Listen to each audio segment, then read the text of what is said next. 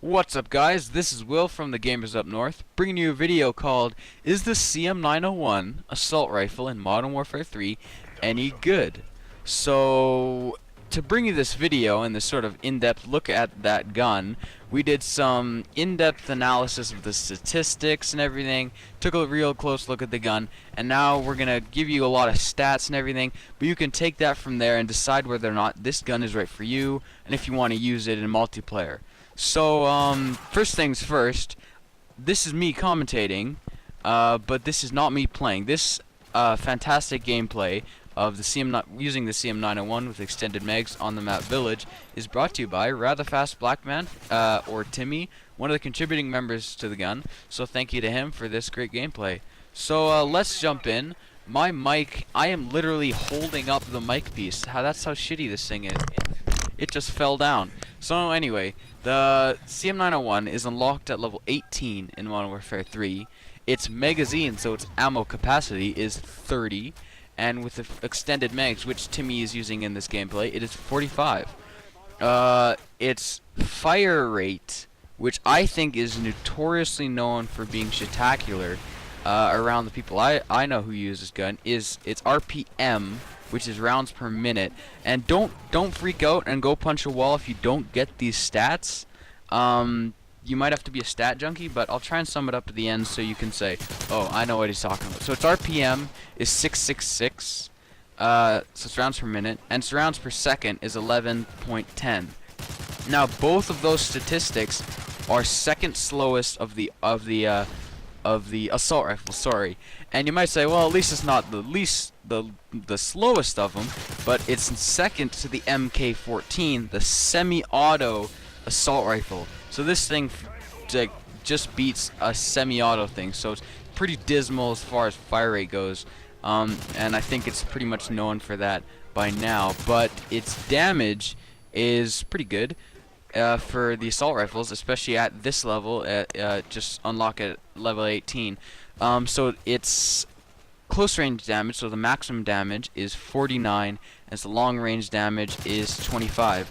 49 is tied. That ties the AK-47 only in the assault rifles from the statistics we see. So it's got a really good close range damage. There's some things that are ahead of it, just so you know, like the Type 95. But its close range damage is good, and its long range is also good at 25. It ties stuff like the M16, the G36, and the AK-47. Sorry, again. But the MK14, the one that's a little slower than it, just rockets ahead in long range. So just so you know, it's bullets to kill. So the minimum bullets to kill is 3 at close range, and that is pretty widespread throughout the assault rifles for this level. So its BTK is pretty much the same as those. Oh, I just zoomed out of something. Gotta zoom back in without my mic falling down. That mic fell down. Anyway, so its maximum bullets to kill is 4, and that is good as well. So it's like, it's, as far as damage-wise and bullets to kill, it's up there with like the guns at the same, well, relatively the same level, but its fire rate is worse. Its time to kill is not very good, which is just kind of what I touched at. And so it's 0.18 seconds, sorry, at close range, and 0.27 at long. And now what the thing is hold on one second, 0.18 for close range. That is pretty long. That's tied up with the FAD, and there's a lot of stuff that is a lot quicker than that. But its long range is actually one of the best of the assault rifles, and as far as my statistics are reading, it's the best of the first 4 assault rifles, and probably the first 5. So it does have a good long range damage, and that's where it kind of exceeds at its long range stuff. So the range is good, and its recoil, if you're watching this right now, you might be able to see its recoil is it's pretty kicking. Its x-axis recoil, and again, these might be some touchy stats, you might not get them. Its x-axis recoil, sorry, is 60 and 60. Y-axis is x-axis is minus 60 and 60. Y-axis is minus 40 and 85, and center is 1450. Now what that means is recoil is shit. It is not very good as far as recoil goes, as you can see here. So hip firing with this behemoth, it might not be the best idea, because yeah, as you can see there, it's got a bit of a kick. And what the thing is like I said, it's pretty good at long range, but if you got this giant recoil and you don't have kick on it or whatever, you might be having some difficulties, some challenges getting these guys from across the map with this gun without any assistance from proficiencies or whatever. But what the thing is it's powerful and it's got recoil. So if you're good with aim and you can manage the gun and it's slower rate of fire, you might be able to dominate from longer ranges. It's reload time now. It's normal reload, so that would be if you shot a guy and then backed up and reloaded, like he does a lot in this gameplay on this bridge here, is 2.33 seconds to reload with still some ammo in the clip. But it's empty reload, which would be if you shoot and shoot and shoot and shoot and shoot until you get to the end of the clip and you have to reload, is 2.7 seconds for full reload. So that's that. That's pretty good. I'm just gonna go refer back to the stats I got here. It's reload time. There we go. So 2.33 is decent. It's not the fastest, but it's not the slowest. So its reload time is alright. Again, like a lot of the things with this gun are just alright. It's swapped though. The weapon's swapped. That's how fast you can bring the gun up and shoot a guy, or put the gun down and bring your secondary out. It's raise time, so that's how long it takes for you to get that gun up to the aim and start shooting, is 0.75 seconds, and its drop time is 0.45 seconds. So there's just some stats for you to get. So that's I don't have anything else to compare that to, but I think that's pretty good, because this is as all ARs are, pretty lightweight.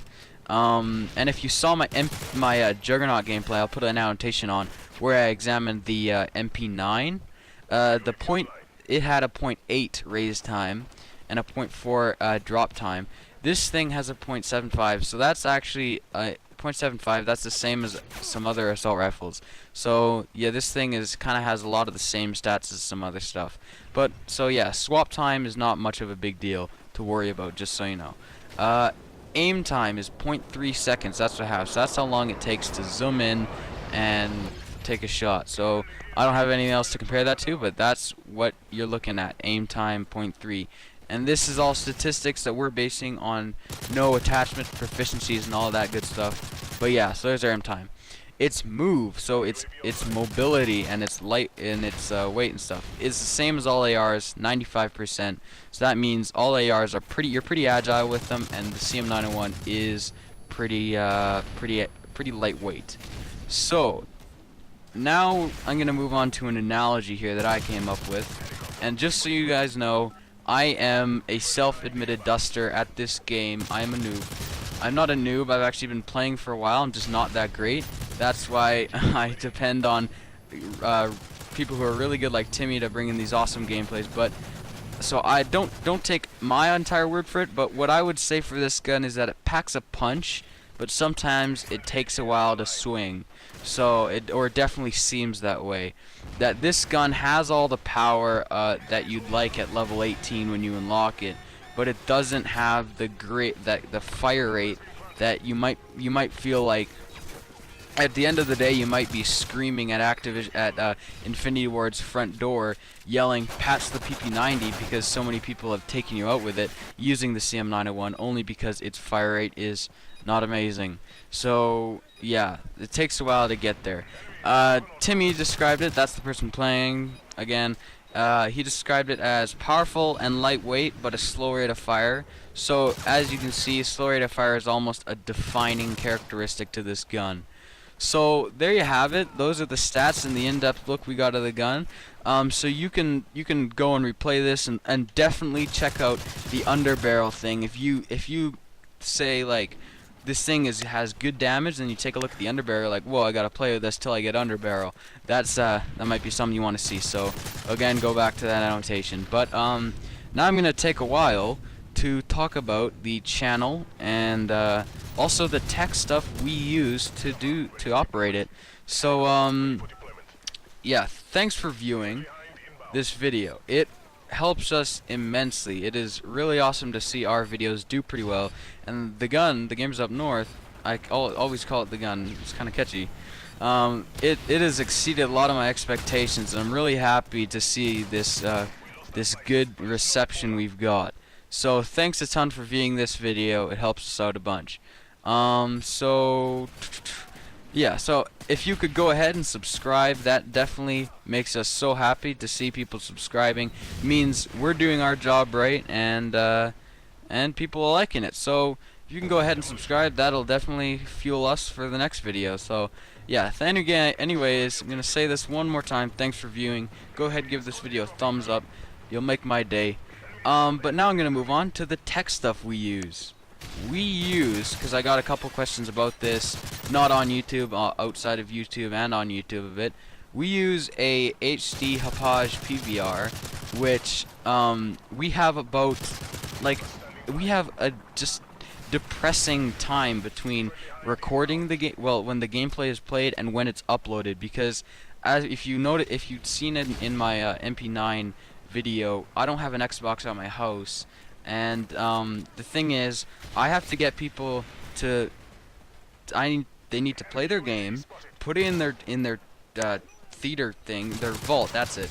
I go over and record it, put it on a memory stick, bring it home to my desktop, put it on this, export it so I can view it, and then put the commentary in, export it again so I can upload it to YouTube. So again, that's what views really give me the little boost to go through that super long process once more. So yeah, but yeah, we use an HD Hauppauge PVR.